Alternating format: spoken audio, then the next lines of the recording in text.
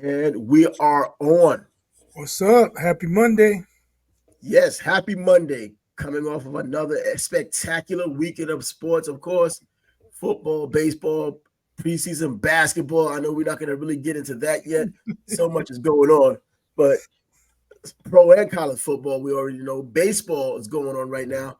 The playoffs, as we speak, the Rangers are ahead of the Astros in the continued battle for the state of Texas for the right to go to the World Series. This time, there's a lot on the line. Yep, 5-2, bottom of the sixth. Top leadoff man's on. At bat. Rangers up 5-2. Astros threatening in the bottom of the fifth. Bases loaded, no outs, but Eovaldi pitched masterfully to get out of it. We'll see if he still has it or if they got him on the ropes. He came the first batter. Hey, I guess he's back to basics. He's doing it again.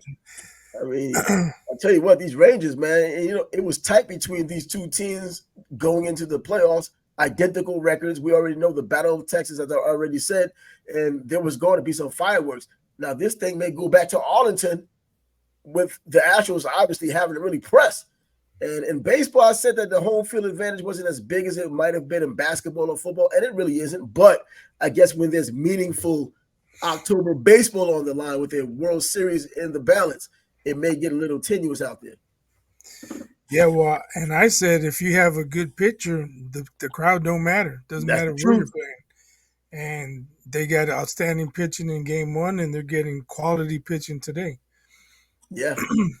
Justin Verlander was out there yesterday, a veteran that you might want to be out there because you know his history. You know he's a future Hall of Famer, and he didn't put up a bad night. It's just that Right? the Rangers was just on fire when He it came just to the pitched a mound. little bit better. A jib. He didn't pitch poorly at all. 2 runs in 9 innings. He didn't pitch the whole 9 innings, but Handed it over to the bullpen. if you're the Astros and they and you're told you're only going to give up 2 runs, I'm sure they all think they win that game. Yep. The Astros have that firepower. They have the same firepower, or at least close to what the Braves had. And we see what the Braves are doing now. They're watching the Astros and the Texas Rangers like us. So, hey, man, Right. but it's just different when you have a whole new season when the playoffs start. Meaningful October baseball, which now spills into November. But before we get a chance to talk about any of that baseball that's going on right now, or even this past weekend, there was a weekend that was, and there was a lot of college football. I think it really Very started off strange weekend. strange weekend. Yeah, you know what? By the way, I did go up to South Carolina to watch those Gamecocks take care of those Florida Gators, and I didn't get my wish in terms of them taking care of the Florida Gators, but an excellent, excellent atmosphere for a game. It just blew my mind. How could you lose in front of that crowd? The electricity in that stadium. Oh my, it was insane out there in South Carolina. It was a damn good place to defend if you're the home team.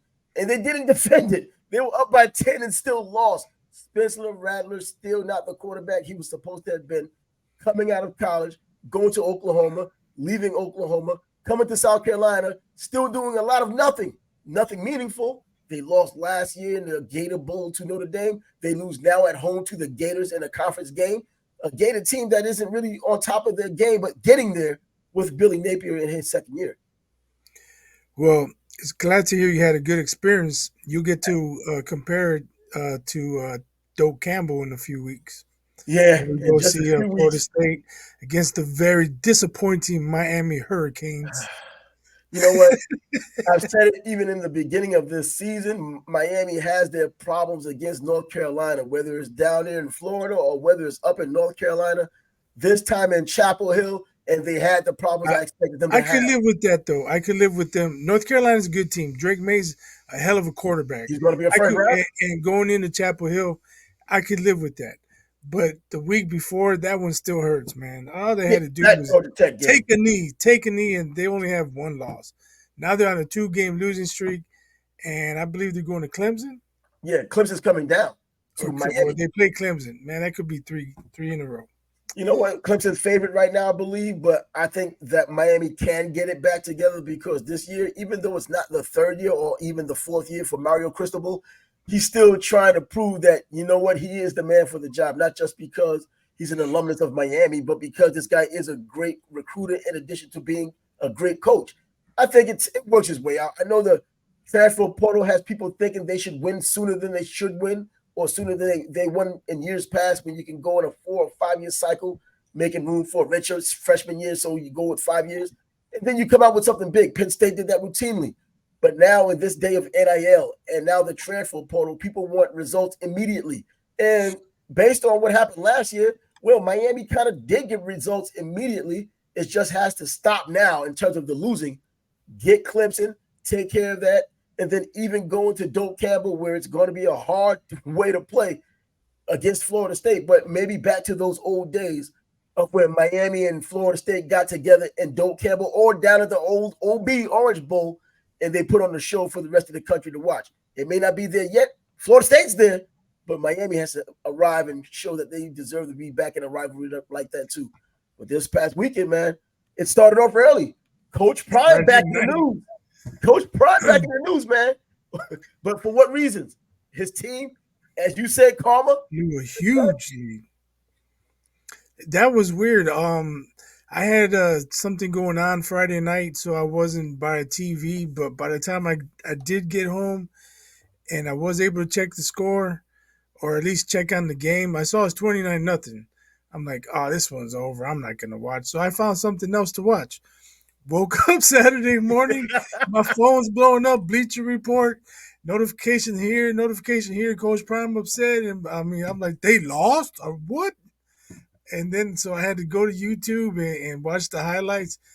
Man, I don't know how they lost that. That, but to Prime's credit, he stood there. He faced the media. He told them, "I'm upset, but I'm gonna do this anyway." He answered their questions. He wasn't a jerk like that asshole in Denver, Sean Payton. Oh He man, did he didn't belittle no media people. He didn't say that's a dumb question. He stood there and faced the music, and basically he took blame for it. But he also blamed the whole team. He talked about complacency. I mean, how else do you blow a 29-point lead? You're obviously complacency is better than the everything. other team. Everybody gets blame in this one. Up 29 by 29, you blow the lead, you lose to a team like Stanford. Let's not forget, Stanford is terrible right now. I mean, they may be beyond terrible, maybe the worst team in the Pac 12 as we stand right now, along with Arizona State. Well, now you could probably add Colorado in that mix.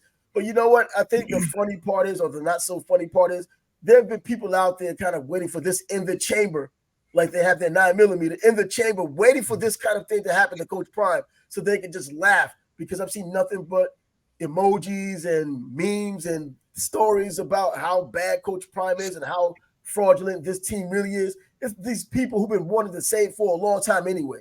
They wanted to say this back far back as TCU.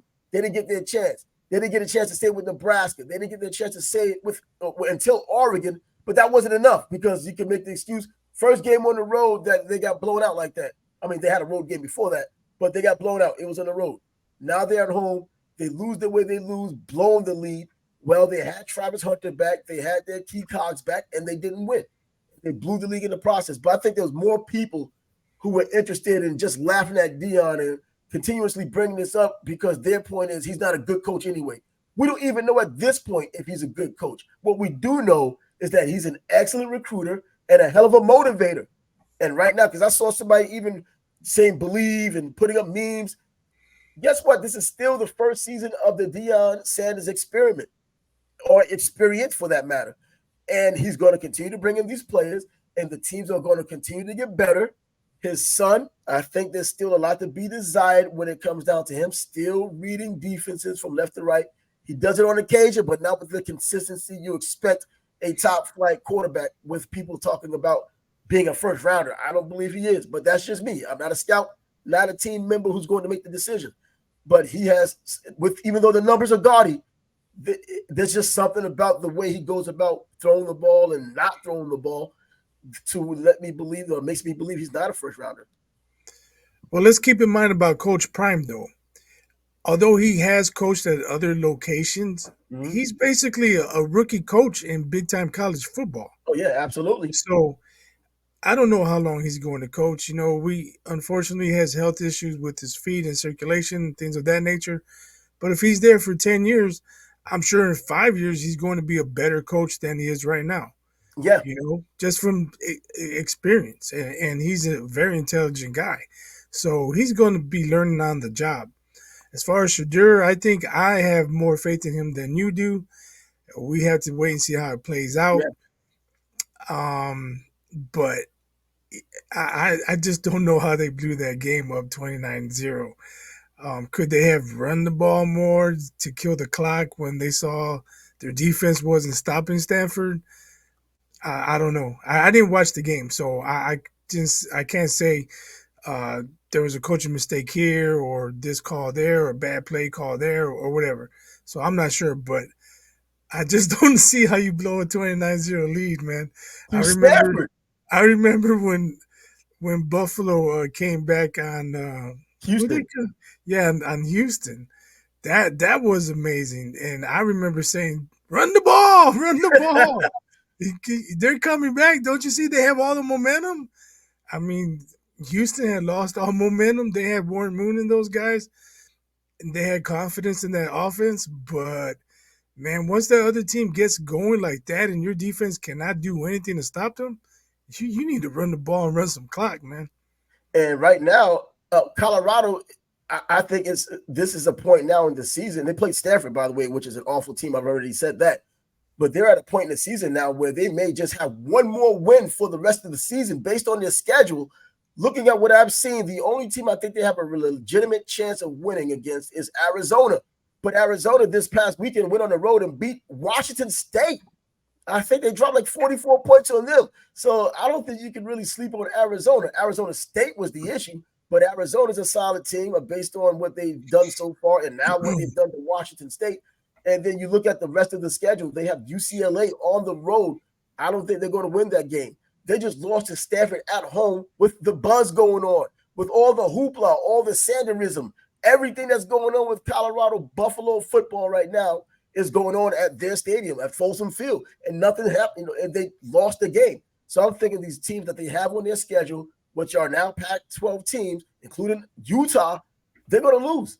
Washington stays there, Oregon stays there, UCLA is there, and Utah.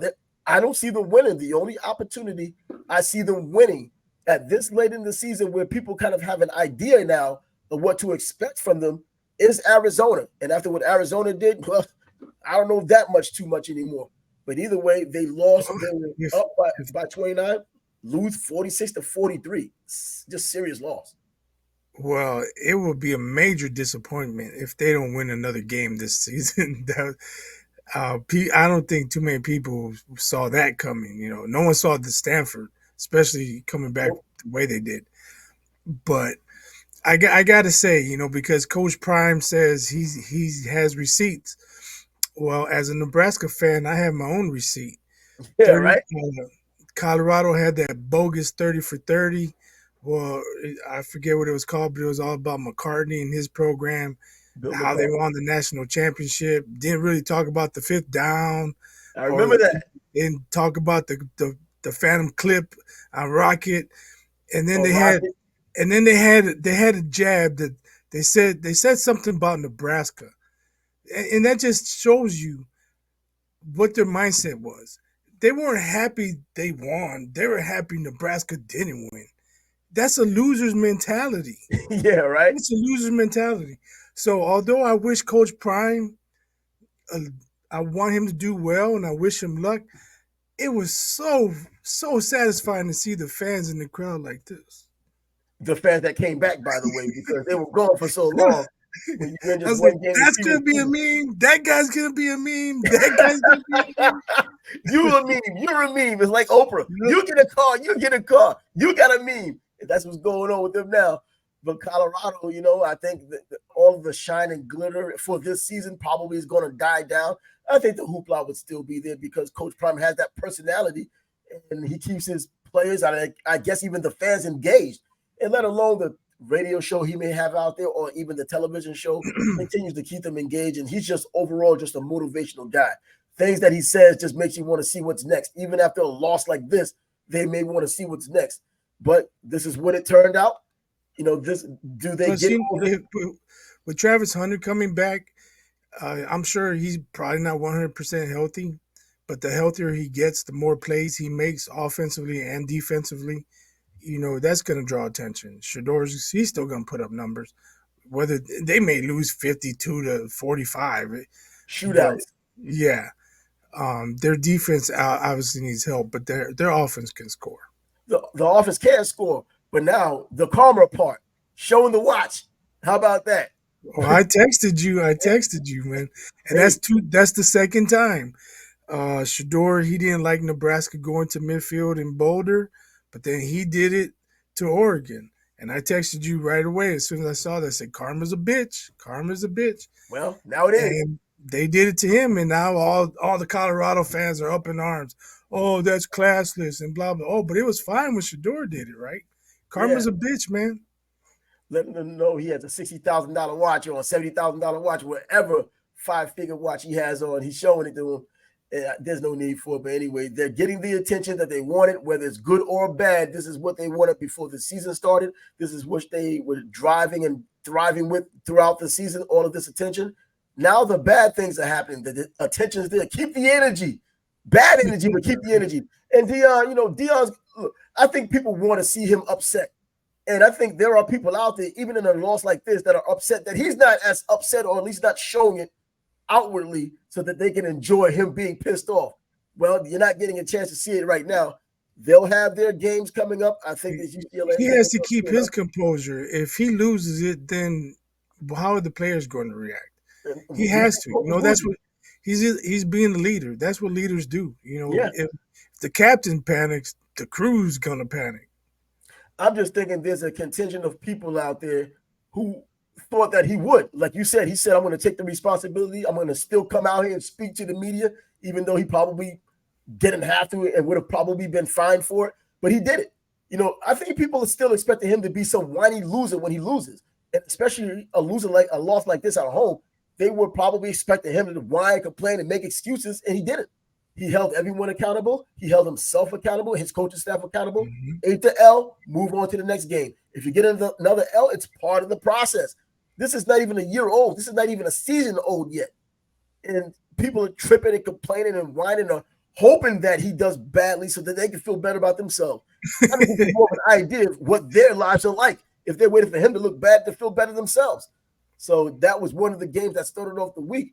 And then now Georgia, we have to talk about Georgia only because they're the number one team in the country right now, according to the polls. According to me, Michigan should be in that spot. But now the biggest weapon on Georgia is down. Brock Bowers, their tight end, who's supposed to go into the NFL draft next year, possibly a projected first half number one draft pick, first round draft pick. Well, he hurts his ankle. He's out. He's going to have surgery and may be out 4 to 6 weeks. Now Carson Beck threw an interception in this game. Vanderbilt kind of sort of came back. It was still a win for Georgia. Nothing really to care about. 37-20, still a little too close for comfort, but it's not even about the numbers as far as how much you win by. I think it's more about how Brock Bowers is continuing, not Brock Bowers, how Carson Beck is continuing to look as the quarterback of Georgia. He's not doing anything special. I'm not expecting him to be Stetson Bennett right now, but I'm expecting him to be at least Jake Fromm. He's not doing that. He has all of his talent, and he's not getting the job done with that. I'm not going to say consistency. I don't know. With that, I don't even know what word to use to say that he just doesn't. He's not taking it by the horns and doing to let you know that there should be no question he's the quarterback, and let you know that Georgia should have no problem, even when they play Florida, not this Saturday, but the following Saturday here in Jacksonville at the largest cocktail party on the planet, allegedly. I think there's going to be some problems there. Lat McConkey came back. I was happy, but I'm happy when he's in conjunction with Bowers. Now Bowers gone. Now it's just Lat McConkey, who's reliable as a receiver. Georgia's going to have some problems moving forward if they can't do anything about it, because I would take the top three teams in the Big Ten right now against the top three teams in the SEC right now, and I think the Big Ten comes out on top. It sure does look that way, right? I was surprised at the score also, 37-20. Vanderbilt, they haven't been, what's the word I want to say, better than average for quite a while, right? Yeah. So I expected a woodshed game. And although 37-20 isn't a close game, it's not a woodshed game neither. No. Um, as you mentioned, it was closer than I'm sure Georgia expected and wanted. We're gonna have to see how their offense responds now without their big time tight end. Yeah, this is supposed to be one of those stat games. Even though it's an SEC game, it's still Vanderbilt who's always bringing up the rear in the SEC, except for every 20 years or so.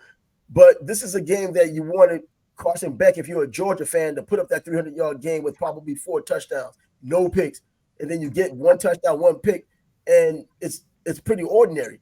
And the Georgia defense, though, they still did what they had to do in this game in terms of being able to stop the run. They only gave up 18 yards rushing in the game, so 219 total yards. Once again, you're supposed to do something like that against Vanderbilt, and they did it.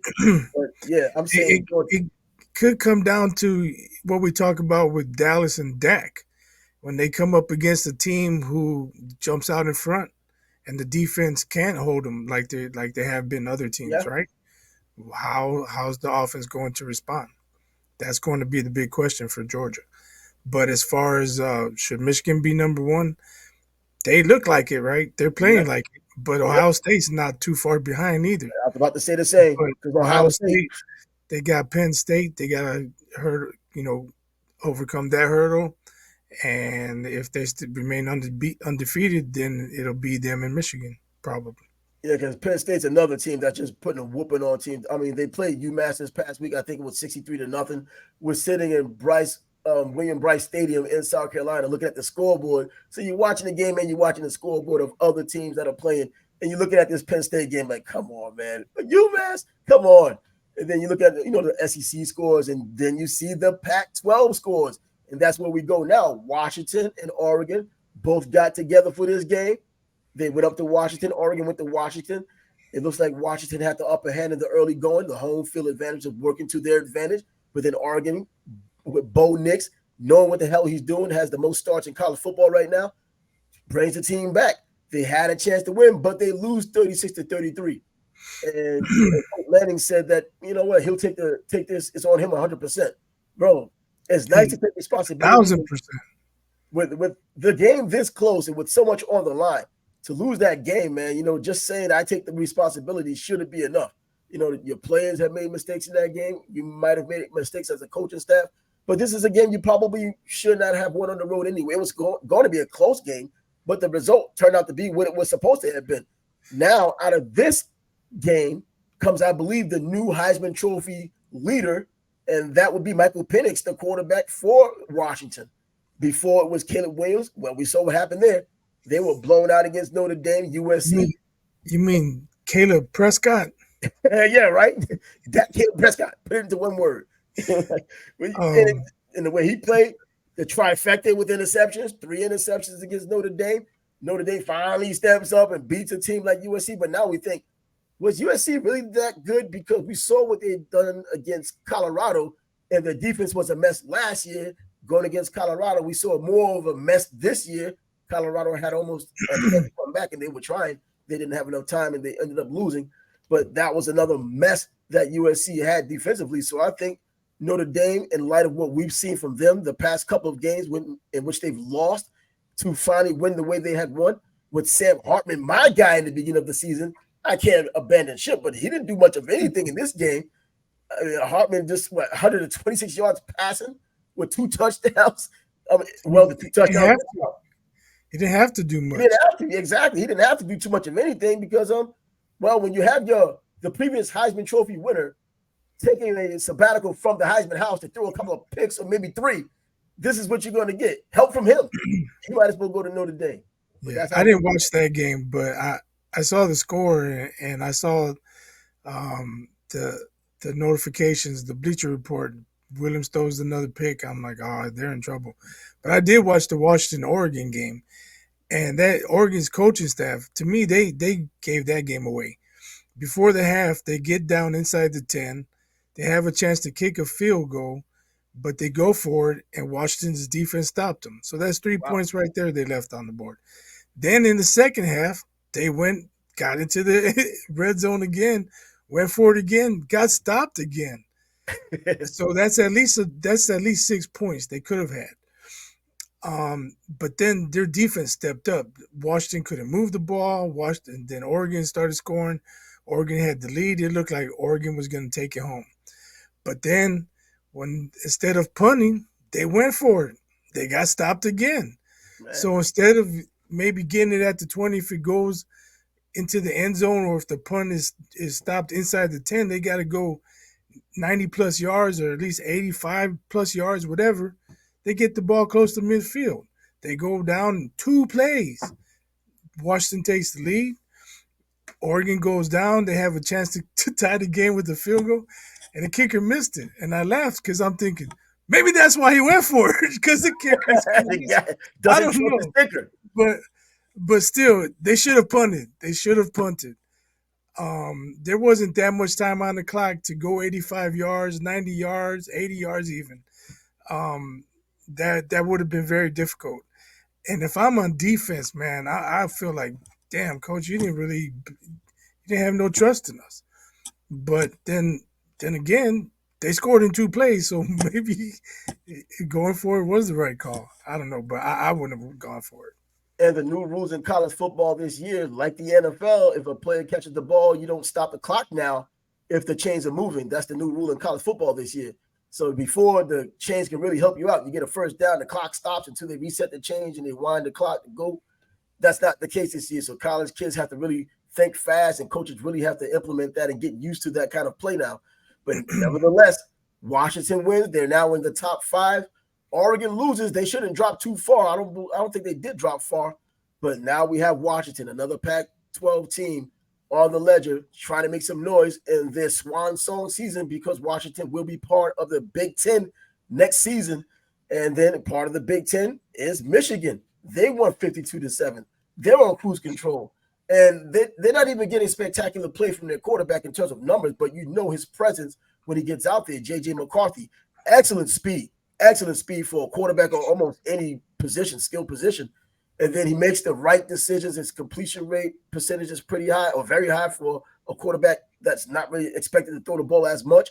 Last year he did well. I think 22 touchdowns, 5 picks. So he can throw that ball. And the defense, man, I mean, Michigan all the way around playing great football right now, in my Yeah, very opinion. Even in the preseason, I said I thought they should be the number 1 team in the country, if for no other reason. They had the one certainty other teams didn't have, especially teams in the top 4. They had their returning quarterback who had played well last season coming back and leading the team. And so all the other quarterbacks from the top 3 or top 4 of the beginning of the year didn't have their quarterbacks returning. They did. But now they're proven, even with him and with the players returning and the additions they've made, whether recruiting or otherwise, they're continuing to just pound the hell out of teams. And they seem pretty unstoppable. But I think Ohio State is going to get a chance to prove it against them. But Ohio State, as you've already mentioned, need to get over that stumbling block this Saturday called Penn State, who's playing serious football of their own. And they had their 41-7 win, or not 41-7. I think they won they won 63-0 against UMass this past week. Not a preparation game for a team like Ohio State, but they will be going on the road. They will be playing in the horseshoe, and it's going to be something else. I think it's a 12 o'clock game where everyone's going to get a chance to watch this Saturday. Yeah, it should be a good one.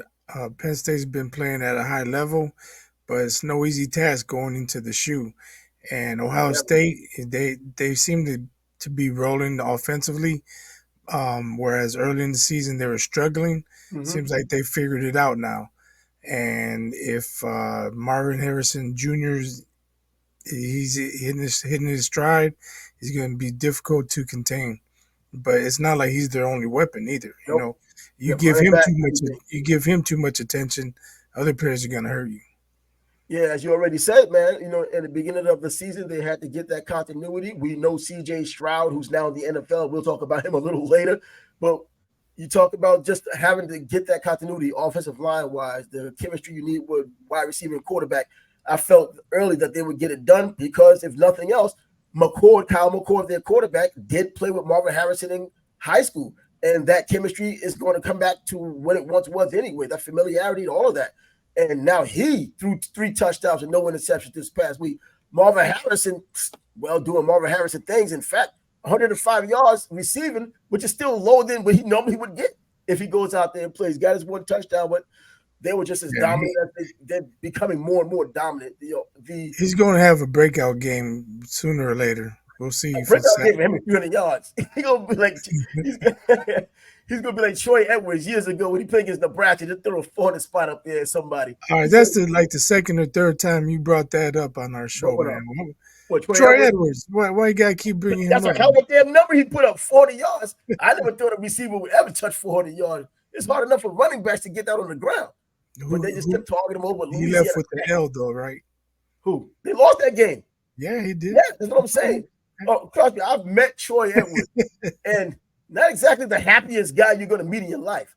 But anyways, just wanted to say that in terms of the overall number and compared to somebody who has the potential to do that if the quarterback can get it to him and the team allows it to happen. You would think that wouldn't happen with someone like Marvin Harrison, who should be double and triple team if you possibly can do it. But yeah, Ohio State just handling business 41-7 and moving on. Because moving on is something the Miami Hurricanes need to do after what happened this past weekend against North Carolina and Chapel Hill. 41-31 is the final score, but guess what? It wasn't even that close. Get real. I don't know what to think about, Tyler Van Dyke. I've always liked him, but I didn't think he was anything special. I think he's better than Ken Dorsey was, but he's always been just good. I don't think he's that next level special. I don't look at him and Drake May and say there's a decision that needs to be made between the two. I know who's better. And this is the redshirt sophomore we're talking about, and Drake May. And Miami went up there with an opportunity to stop the one-game losing streak they had last week and to prove people wrong and to get hyped up and angry about North Carolina always throwing a monkey wrench in their works, and nothing changes. Now they're coming back to Miami. They're going to play against Clemson this Saturday, and we're going to hope for a better result just for yours and my sake so that we have a better game to watch in November. Because if this losing continues, it's a one-sided happiness going on in Tallahassee, even with the rivalry at stake. It almost seemed like the moment was too big for them. You got coach running on the field, getting an unsportsmanlike conduct penalty. It was a little bit erratic. They had the lead at the half, but second half when Carolina decided, all right, it's time to play, Miami just couldn't match it. And like I said, it seemed like the moment was a little too big for the coaching staff, if not just the players. How does a coach run out into the field and get unsportsmanlike conduct? They're saying, oh, maybe he thought a timeout was called. But if you don't hear a whistle, you can't just run on the field. There was no whistle blown. Man, maybe next time he'll run out and start grabbing the goalposts like they just won or something. I don't know what the hell. He should have helped tackle somebody. Seriously, man. I just don't. Miami has the talent. It's not even me being a homer. I see the difference between this season and last season with the talent Miami has now as opposed to what they've had in recent years. And this is enough talent to be able to go to Chapel Hill and play better than they've played. Even with blunders by the coaches, you still should be able to win in North Carolina with the type of talent they have right now. And with the experience at the quarterback position that they have right now, the running backs they have right now who could run and do well. They've done it most of the season. I know there was some things out there about Mario Cristobal that he could bring in the talent. He just couldn't coach on an elite level. And I want to dispel that. And I'm hoping that there's some evidence out there to dispel it. This is still early. Next year, I believe, 3 years instead of 4 years should be the year in which you finally know that Miami's back in some real capacity and not losing knuckleheaded games like they just did against Georgia Tech or what they did this past Saturday against North Carolina. Not necessarily knucklehead. North Carolina just won. And they've done it in Florida and they've done it in North Carolina. But I think next year should be the year.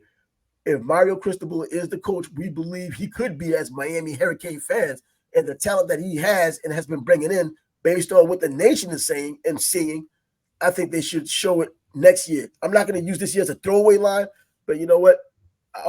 Last year was a joke because people were expecting automatically for things to get better and they didn't. This year, they are better than they were last year, but it's not where we need to go. Next year should be the beginning of where the Canes should go. And anyways, and they lost this one.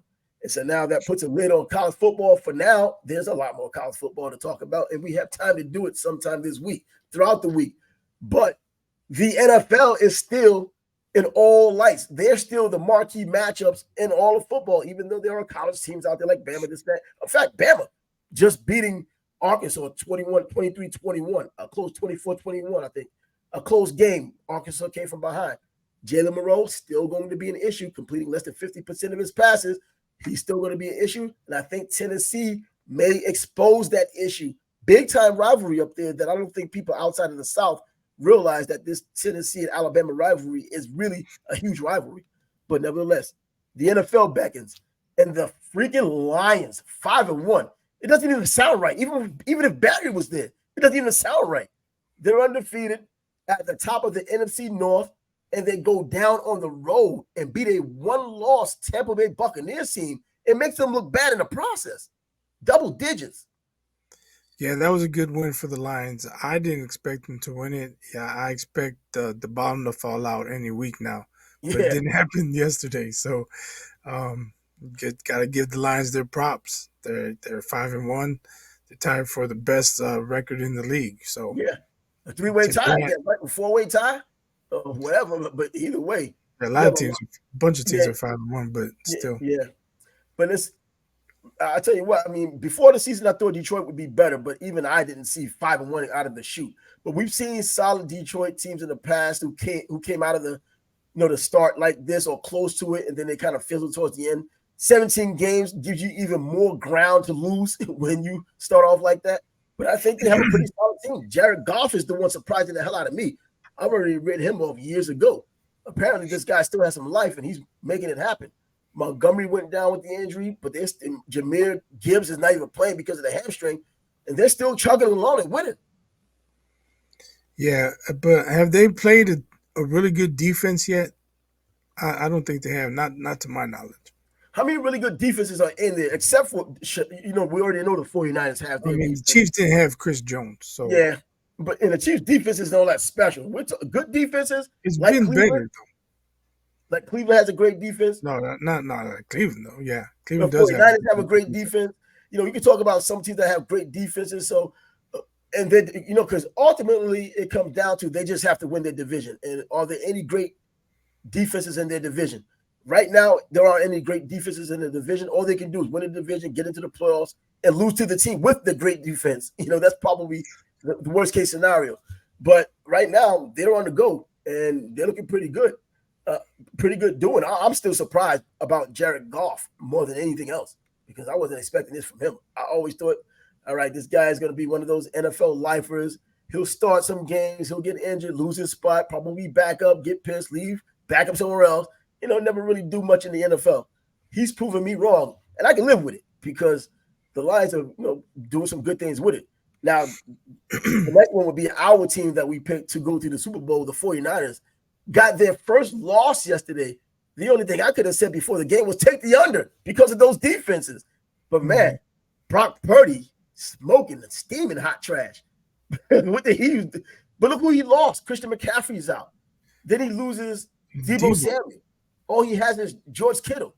Yeah, but how did the Browns score 19 though? They still should have won.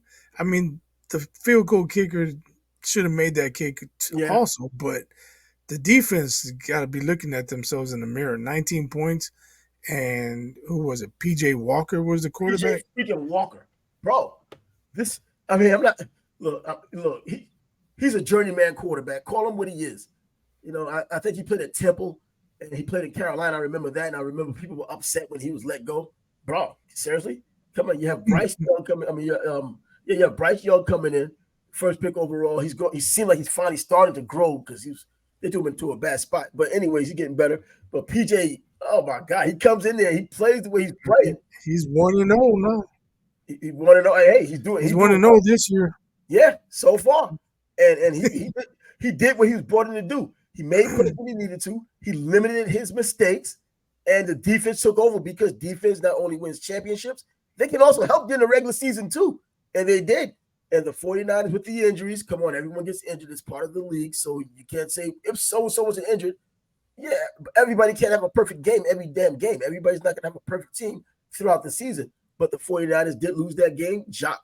Purdy finally looked horrible. I think the worst outing he's had in his career, short career so far. He looked like a Mr. Irrelevant yesterday. He did. He looked like a Bears quarterback yesterday. How about the Bears? I mean, did you watch the game?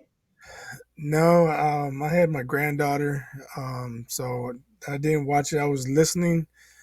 I was taking her home Mm-hmm. on the drive, and I was listening to what was going on. It was 3-0, and 3-3, 6-3. I'm like, I was so disappointed. But I told people at work, so the Commanders game was a short week. Yeah. So the coaching staff didn't have time to jack up a game plan. Mm-hmm. They're just like, well, let's go out there and let's do it. One of those effort games maybe. You Yeah. know, Justin Fields was talking for a couple of weeks. Oh, I'm just gonna say effort. I'm gonna be more aggressive and this and that. And that's how they played that night. Plus, they might have had some inspiration from Butkus passing away, Yeah. but they had 10 days to come up with a game plan. 10 days to prepare for the Vikings, and they come out and that's what they do. So I think it's the coaching staff. They obviously they they're not a good coaching staff, or they would have had a good game plan. They had too much time to prepare for the Vikings. That's why it sucked. They came up with something they thought was a good game plan. Or against the Commanders, they didn't have time to think about, well, what's the game plan? Well, they only had 3 days to get ready, right? So I think it's the coaching staff. Justin Fields has bad habits, injuries on the offensive line. You got 10 days to prepare. You got to do better than that. That was embarrassing.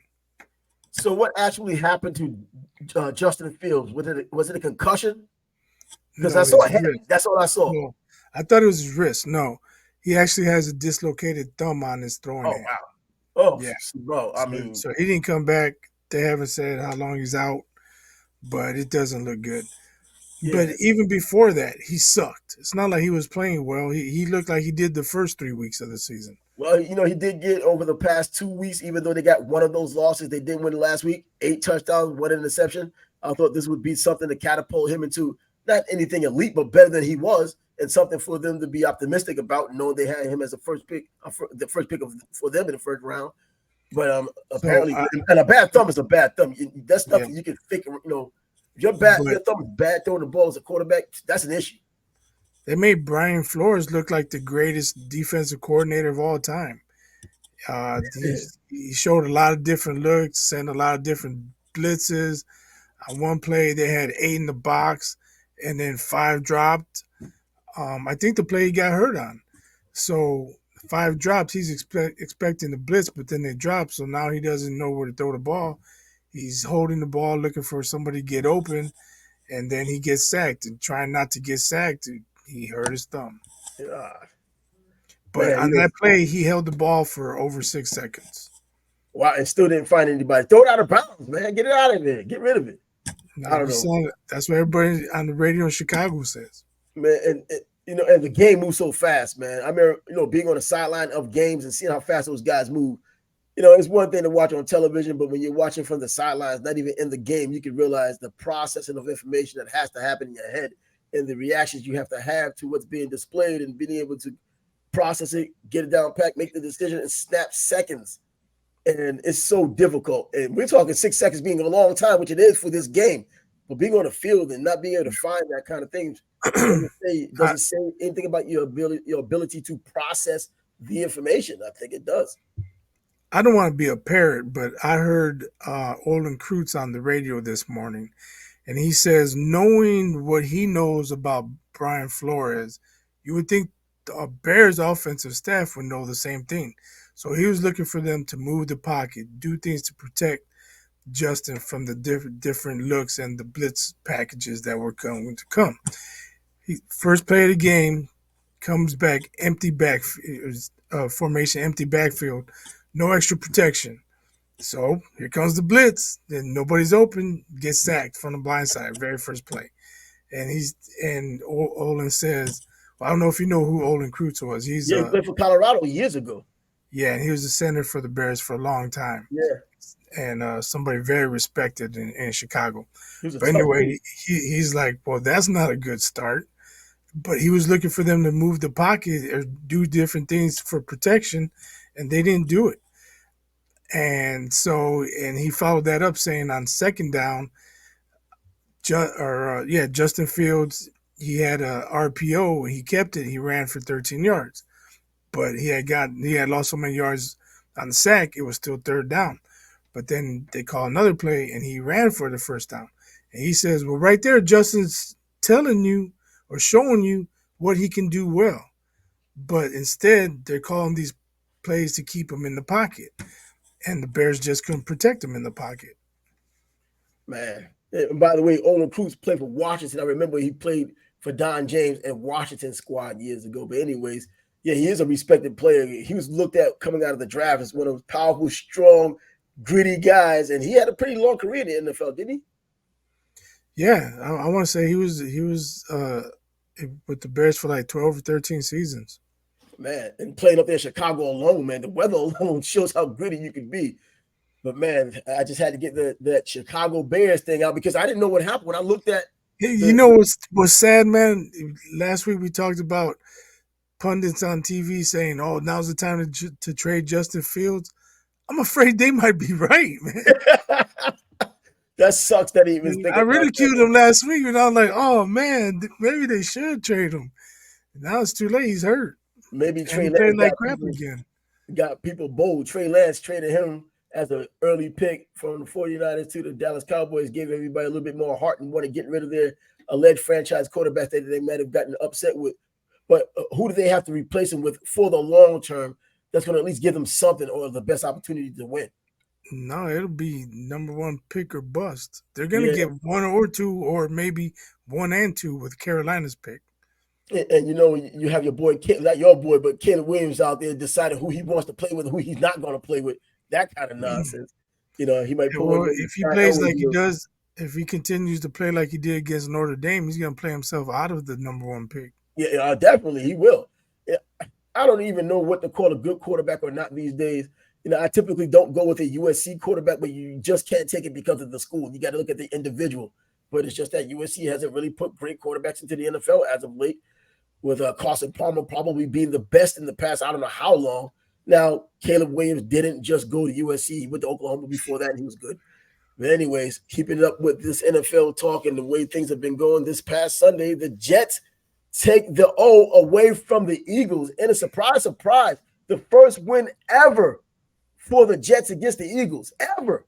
In Really? entire franchise history. Wow, I didn't know that. Unbelievable. Yeah, they were 0, I think 0-12 against them. And now they finally won. And look, I want to hit my salute to Zach Wilson, but he had nothing to do with this win. He didn't get any touchdowns. He just kind of held the ball and just made 11 people, put 11 people on the field. But the Jets But defense, he's not man, giving it away either. You know, he's he's not not giving it throwing away pick because they're not giving him sixes. opportunities to do it. He's But I not mean, I throwing don't even pick know how they're doing sixes it. or giving up strip sacks for taking it to the house Yeah, touchdown. that's true.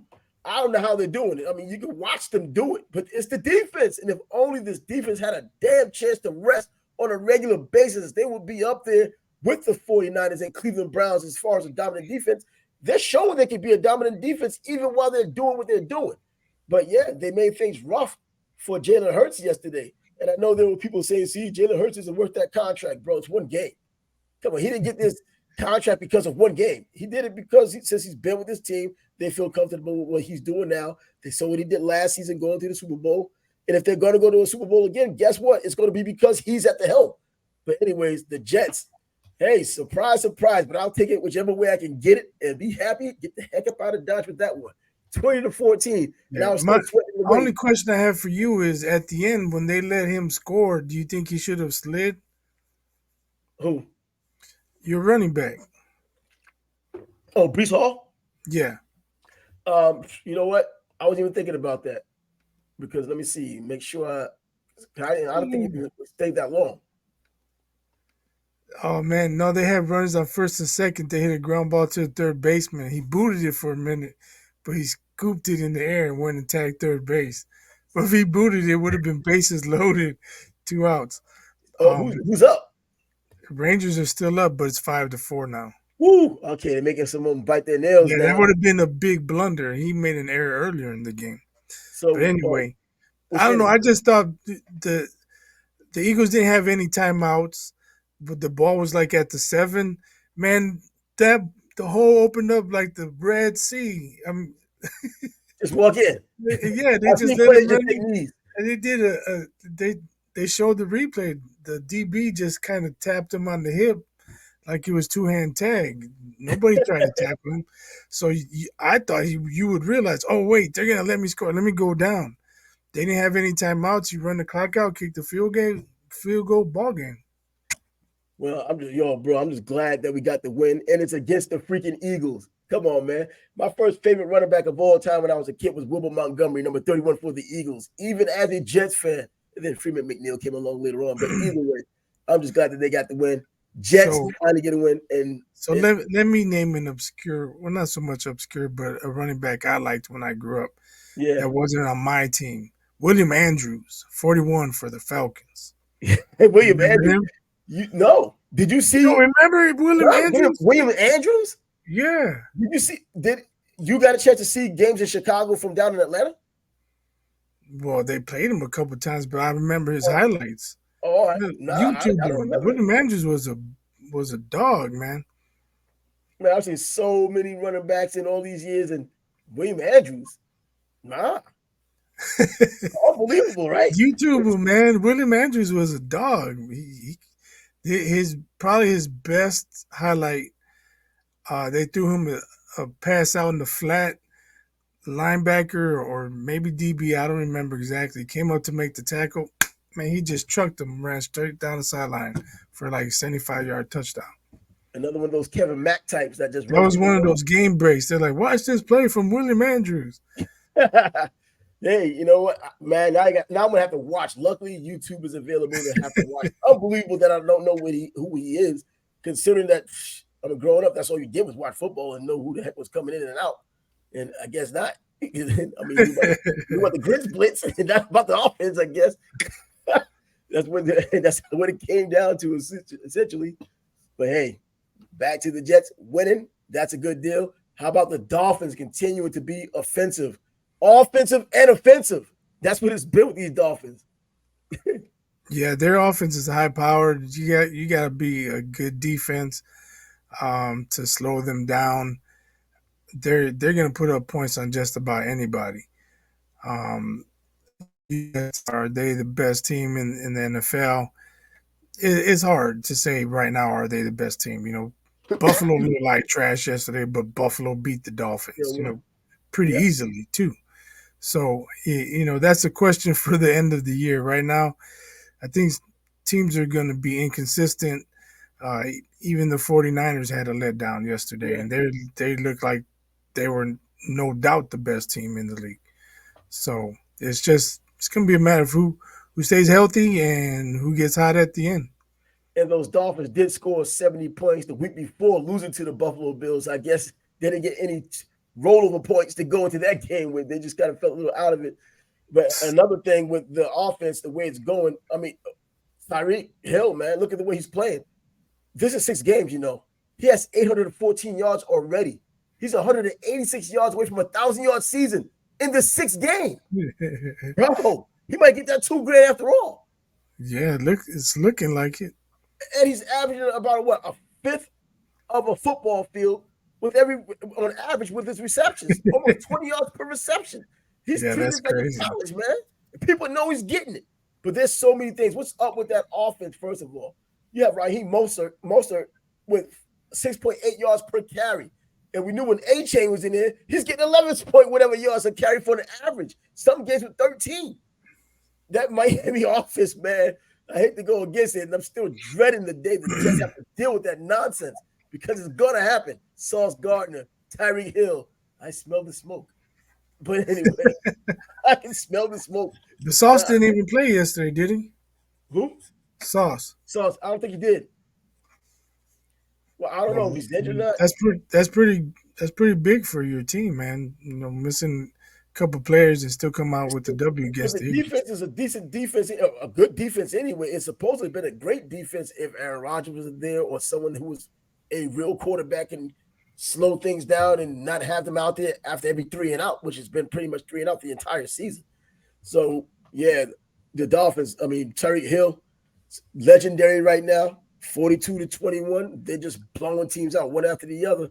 I mean, if they can blow you out, they're going to do it. It's almost like I said a few weeks ago with Oregon. If they can blow you out, they're going to do it. So, in the pro side of it, if the Dolphins can do it, they're going to do it. And staying in the state of Florida, the Jags win again. They start their 2-game winning streak overseas, playing in the UK, come back here, beat the Colts again without Anthony Richardson, but I don't think it really mattered. 37-20, the Jags just look pretty damn hot. But Trevor Lawrence is still not having that benchmark game that we expected so far this season. Yeah, but at least they're putting up points now, right? Where before they were scoring 13 points, 16 points, 9 points in one game. So things are looking up for the Jags. And the Colts haven't won here in Jacksonville since 2014. So if you were a betting person, you obviously were going into this game expecting the streak to continue. And it's not even because Anthony Richardson was injured. I mean, you would rather have Gardner Minshew, who has experience in the NFL, than Richardson, who would probably get hurt again. Because so far in his short career, he's had the concussion, he's had the shoulder. Now he's talking. There was talk yesterday about him possibly not playing the rest of the season because of the shoulder. I don't know. He's got to learn to slide. But then you take away learn to slide. But I think a big part of his game, running the way he has, I guess he gets caught up in just getting those huge yards that he probably may slide a little too late and still get pummeled because of it. But those Jags, man, 37-20, they're ahead in the AFC South so far. But who did they have to worry about? All this time we're thinking about the Titans, the Tennessee Titans, Texans, the Houston Texans. The door. The Texans, Stroud, Buddy throws an interception, but they still freaking win. 20-13. CJ Stroud, man, hands off, hands on, odds on favorite to win the MVP Rookie of the Year for the NFL this year, as long as he can stay healthy. But there's a whole new vibe. You can just see it just watching them without even being in Houston. You can see the vibe of the team with D'Amico Ryans being the head coach and the way the team reacts. It's like a bunch of young people having fun, not knowing they're supposed to lose. And him being the quarterback, he also doesn't know he's supposed to lose. He also doesn't know that interceptions is part of the growing process.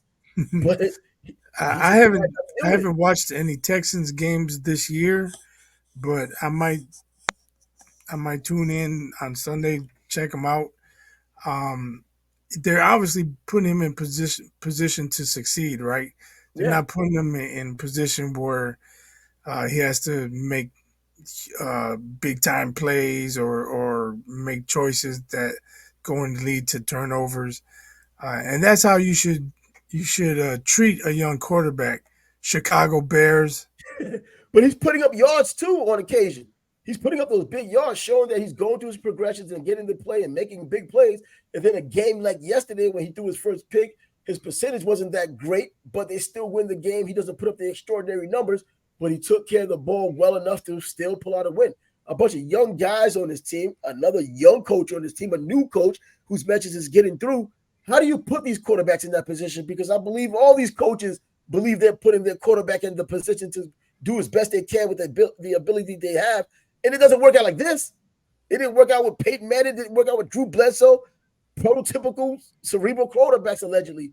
You get a guy who's a cerebral quarterback like Stroud. When you look at his college numbers and you see him now playing, it's translating, and he seems to be the only one in the head of the class that's getting it. I can only really speak on Bears quarterbacks because they're the ones I watch from week to week, year after year. And if Trubisky had the talent to be a top quarterback, the Bears ruined it. He excelled in rolling out and bootlegs, but they wanted to keep him in the pocket. That was Matt Nagy's offense. You're gonna run my offense. He couldn't do it. And now we got dude from Green Bay who had Aaron Rodgers. You don't have Aaron Rodgers anymore. You have Justin Fields. It looks like they're ruining another quarterback. But the rolling out should still be a big part of Justin Fields' play, the way he runs out. He's an athletic quarterback. He has a gun for all. The accuracy is his issue. The accuracy, holding on to the ball and processing of the information. CJ Stroud is processing that information. You know, teams are coming after him. They know his stats. These grown men who've been in the league for a long time, they know who they're going up against when they play him, and they're still not doing much about it. And finally, someone picked it off yesterday. And I didn't even see the kind of pick because it could have been a pick that wasn't his fault. But nevertheless, CJ Stroud, easily one of the better players in the NFL, period. But as a rookie, probably the best right now, getting a chance to show what he's doing.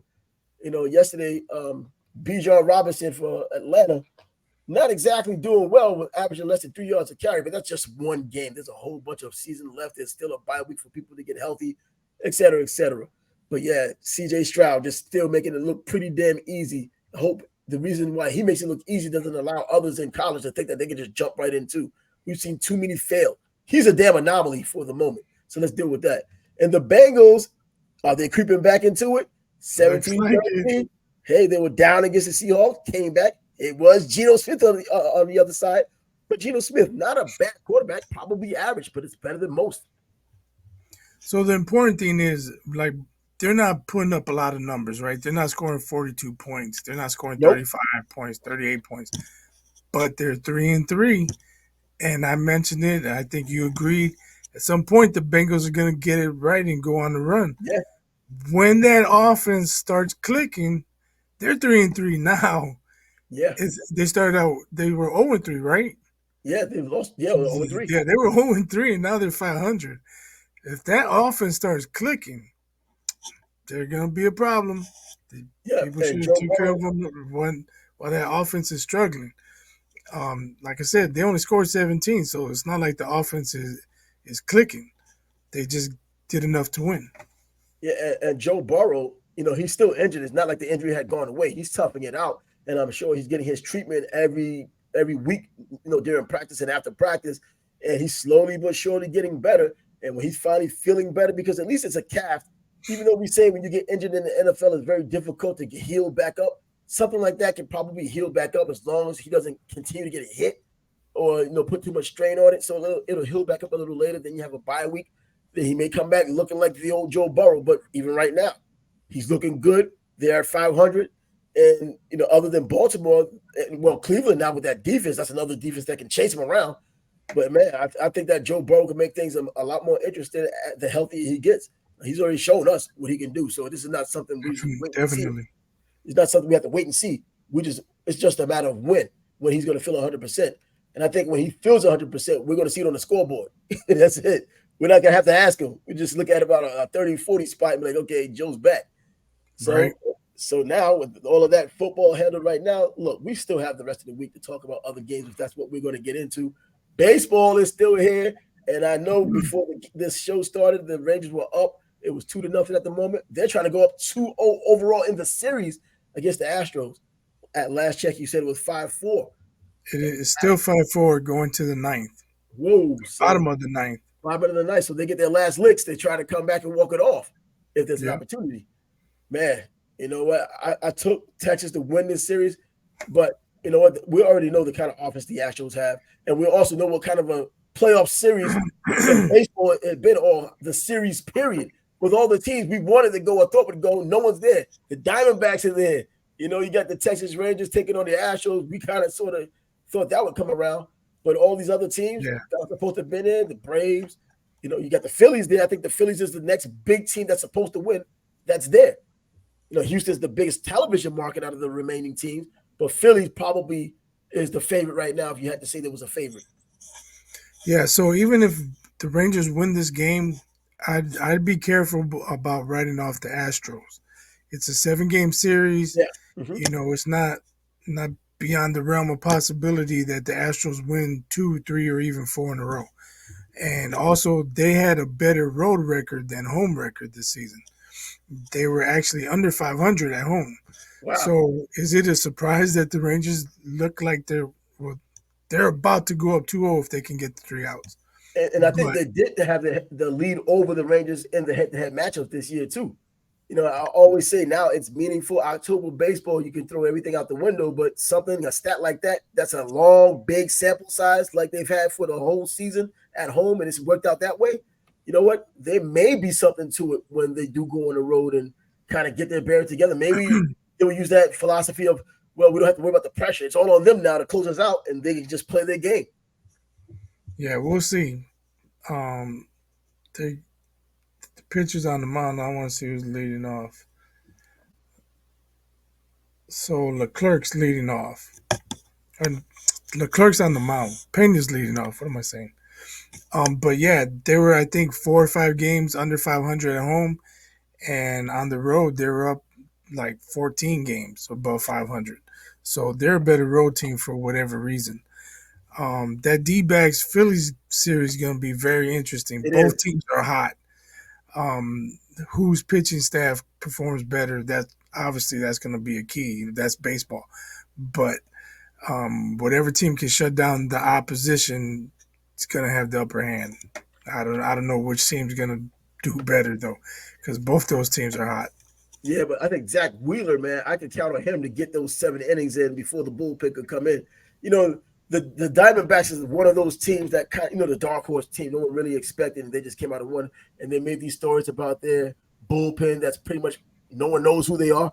What I mean? I think Mantiply played for the Yankees twice, and I think he got his first start in the majors at 30 years old. So, there's a lot of storylines when it comes down to their bullpen or even their team. But Zach Wheeler, man, I remember him with the Mets, and now to see him now with the Phillies doing well, and he's out there tonight. They're opening it up with him, and we'll see how it works out. But 1 out, but he drove it to like a foot away from the wall. see, that's what you talk about. Coming down to the end of it, man. 1 out, 1 out. If you're a Rangers fan, you bite your nails because you know that can happen. Because the Astros have those kind of guys who can put it out of there. They don't just need to just manufacture runs. Yeah, he just missed it. It was opposite field, but he just missed it. Well, So in the series, who do you take between the Diamondbacks and the Phillies? I'm gonna go with the Phillies.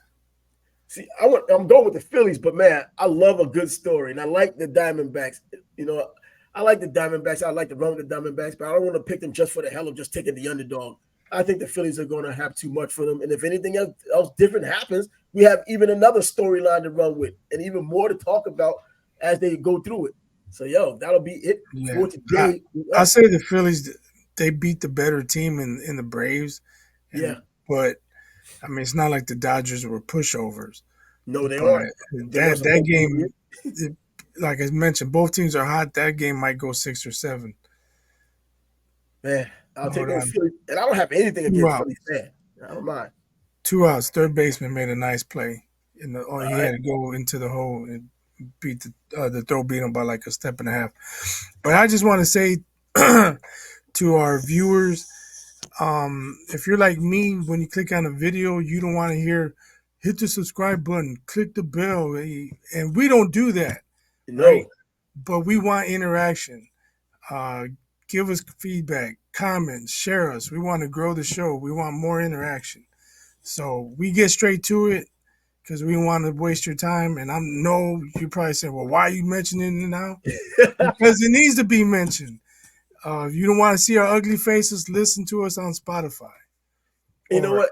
And I checked Apple Apple Podcasts, Google Podcasts, whatever it's called. We're everywhere. bro, and I checked the analytics, and people are watching. The listening hours was more than I was expecting. People are freaking listening. What they doing? Just subscribing now. It's not like they're listening for like a minute or two and just saying, you know what, forget these dudes, or even a second or two and saying, forget these dudes. Dudes are watching for quite a bit of time. I'm like, wait a minute. You got all these people that are watching for this long because we have a limited amount of subscribers as it is. You wouldn't expect the amount of watch hours to be commensurate with the amount of subscribers, but you get all of these watch hours. I'm like, come on. I may have to take a screenshot and show you all one day and let you know I'm not BSing. You're watching. You're just not subscribing. So come on. Just for the record, 2 outs, Altuve's up, 2-1 count. He struck out his last 2 at bats. 3-1. But yeah, I mean, I know how it is because I'm on YouTube a lot, and when I click on the video, um, I don't like seeing the guy. Yeah, I'm gonna talk about this and blah blah blah, and then there's the intro comes on. I'm like, I always fast forward, and then they say, hit the subscribe button, click the bell, and blah blah blah, and little bells pop up and all kind of crap. Game over. Hit a fly ball. But Game over. So so got we it on don't we 2-0. don't we don't give you that nonsense, man. We give it straight to you. Straight. No intro or no anything. We had intros in the beginning, but hey, I think it's better not to have intro, just have the regular conversation. We said in the beginning we wanted to have the conversation. Here's the conversation. Let's have it. So for bias, he's biased and he will always be biased. I'm trying because last week I was trying to I don't masquerade know as why you bias. said that. I don't know. I want to be like Mike. What do you want? But anyway, he's biased. I'm Trav, and Deuces. we'll be back tomorrow and we'll get into not only some of this baseball, but there's Monday Night Football tonight too, by the way. We'll talk Yep. about that, even though I don't think people outside of those cities care. You know, the Dallas Cowboys, the Chargers, come on. But they'll talk about that That tomorrow. should be a good game. We see how Herbert That's performs what I want against to that see. defense. That's what I want to see because I know I've been hearing about how Dallas's defense is that good. I've watched them, and after the past couple of games, it hasn't been the case. But Justin Herbert, one of the more exciting quarterbacks in the NFL, let's see how he deciphers it. And so we'll talk about that tomorrow. Until then, thanks and peace. Thanks. Peace.